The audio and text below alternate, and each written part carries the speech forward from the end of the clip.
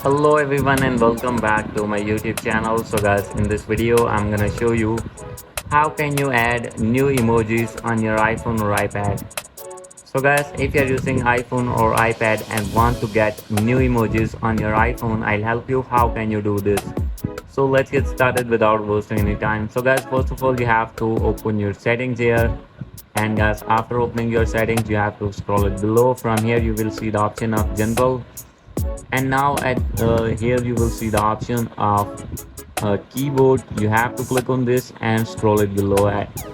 At bottom you will see the option of emoji, that is stickers. So guys, if it is off you have to make it on, and now you have to go back. So guys, after this simply you have to click on software update, and if you will find any update here or public beta or developer beta update, you have to download and install that update on your iPhone. And guys, after this automatically new emojis will be added on your iPhone to in latest iOS version.